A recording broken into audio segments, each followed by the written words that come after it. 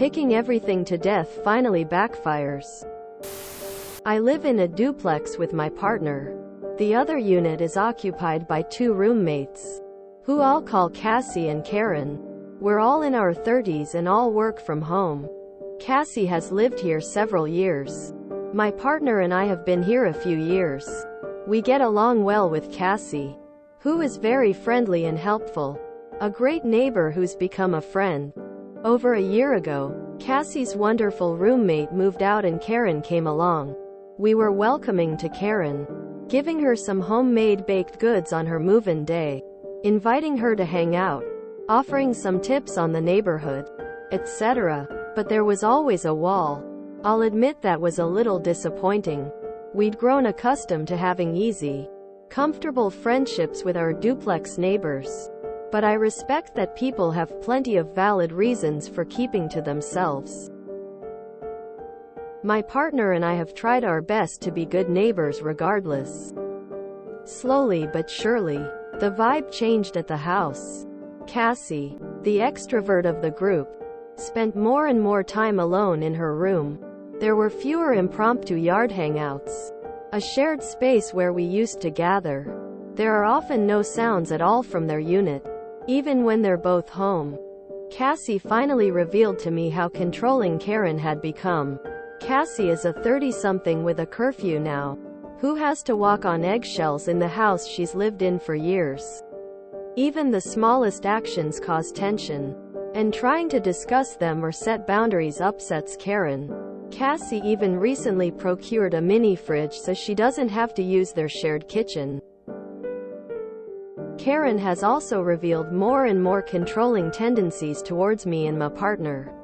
We're in a separate, attached unit.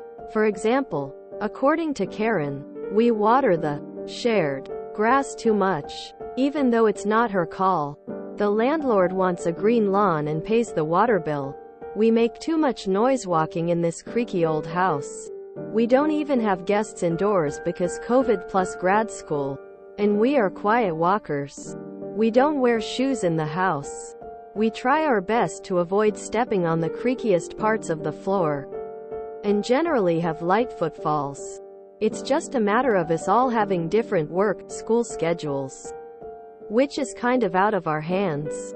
My partner keeps his bike in the shared storage space, and it's somehow in Karen's way unless it's positioned very precisely.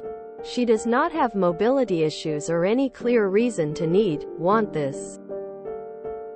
Once when I was working on an art project on the porch, including spraying a protective coating, which I did at a downward angle at close range and with good aim, she came out to investigate her garden meticulously to ensure no chemicals were getting on her plants. They were about 10 feet away.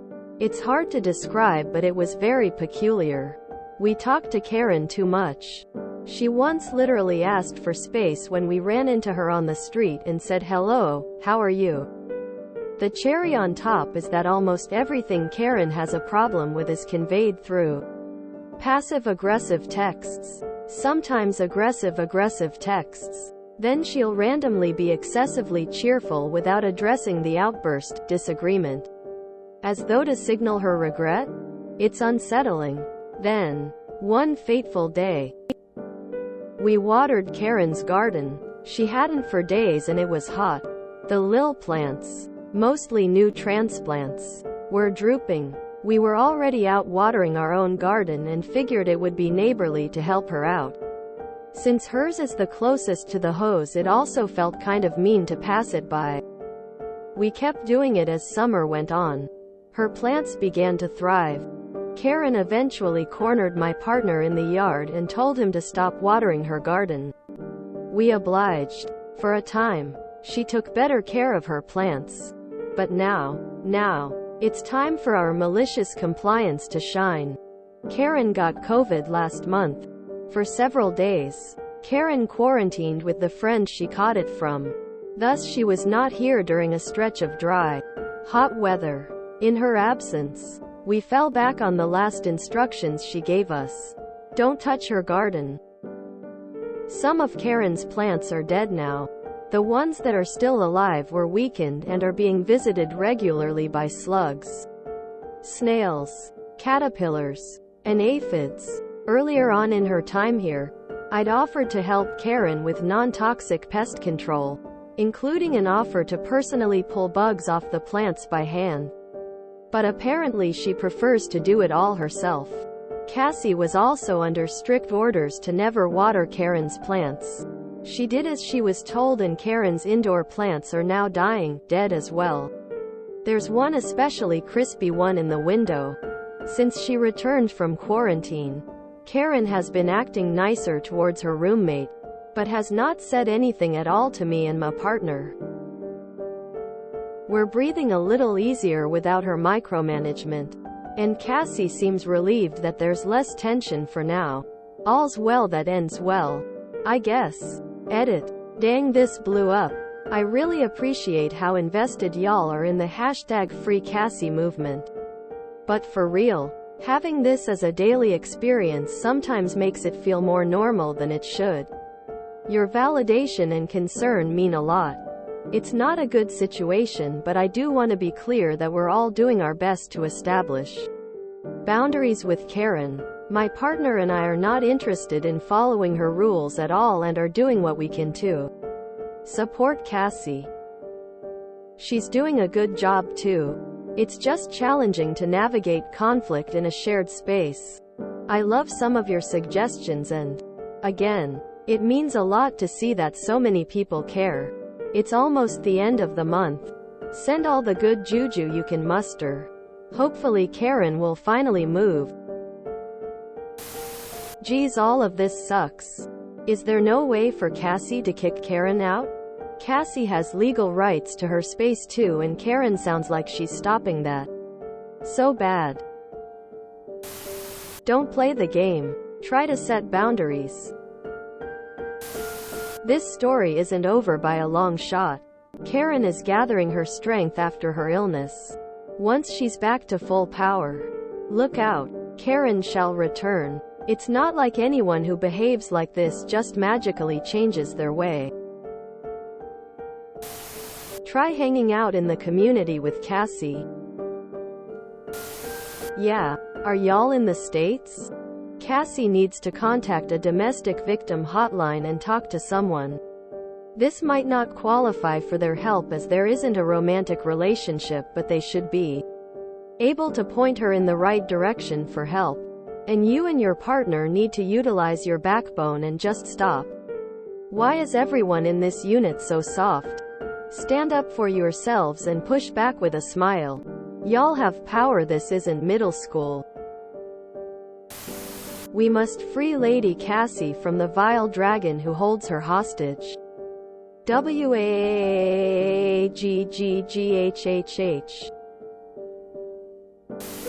Having lived with such a person previously, I'm sorry to have to tell that this is just the calm before the storm.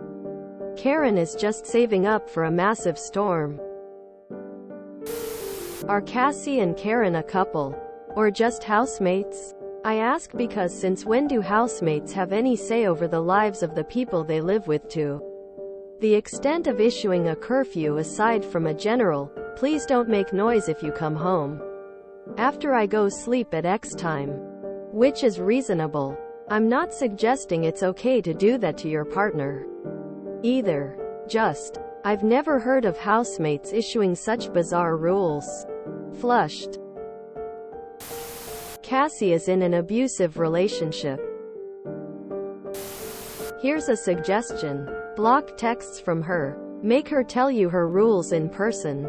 That will stop the passive-aggressive texts and will cut down on most of the communication, since most people avoid direct conflict where possible.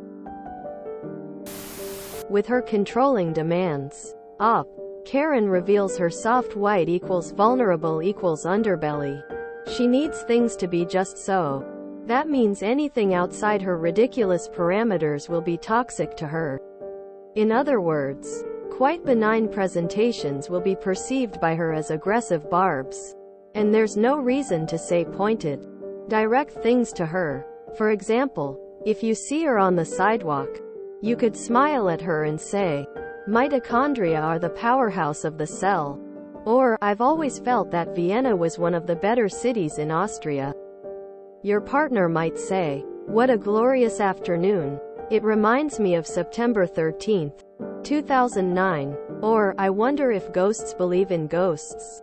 Quote, such mildly bewildering statements will cause Karen more internal damage than anything overt or aggressive or confrontational ever could. And if she were to complain about her interactions, what could she say? Those neighbors are saying weird, disturbing things to me. Like what? Like how Vienna is a good city in Austria, and how nice afternoons remind them they're just disturbing. That's all. Quote, and what a fun hobby for you, coming up with such zingers. The goal would be not to get her angry enough to leave, as she's probably been defending herself successfully against that her whole adult life. It's to get her unstable, mildly disoriented, unsure of her environment. For example, Cassie could come home with 6 cans of cat food and leave them on the counter. If they don't have a cat, that is. Oh, I just thought it would be good to have on hand. She could hang up a calendar from a previous year, so the dates and days of the week are all off. I know, but I love the photographs. Hey, make it fun. Stew tiptoeing around eggshells. Start kicking those eggs. Make egg salad and scrambled eggs.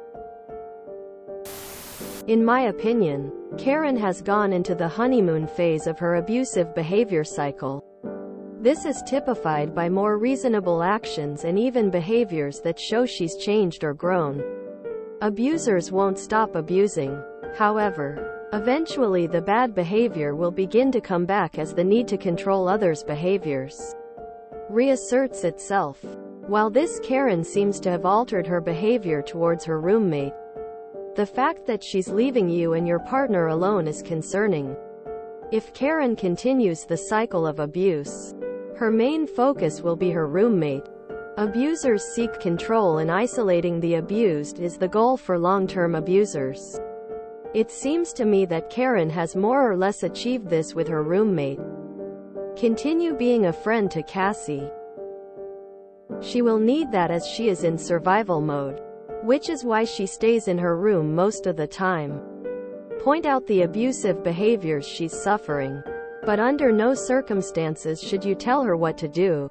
Help her to identify the pros and cons of anything she could do to improve her situation with her. Safety is the primary concern. Help her with a safety plan if she wants one. You can find more information at sites like the one below. Safe journeys to you all. www.healthline.com/health/relationships/cycliophabuse. Welp, time to learn how to play the bagpipes while clog dancing. She is suffering from mental illness. She needs professional help. I'd have had the 3 of you all take turns getting COVID and quarantining to keep her out several more weeks. Lol.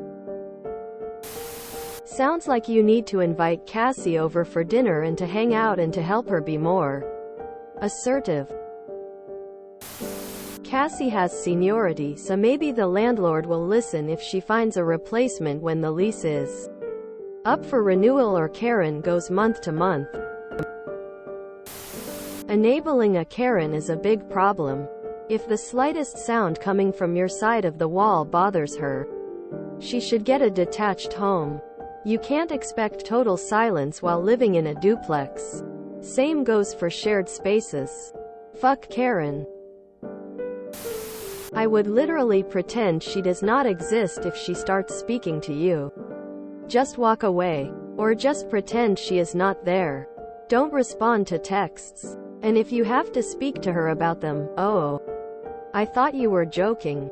Since that was a ridiculous request. If you enjoyed this video, please check out our playlists full of similar content. Epicaricast is like doom scrolling for your ears. Please like, share, and subscribe.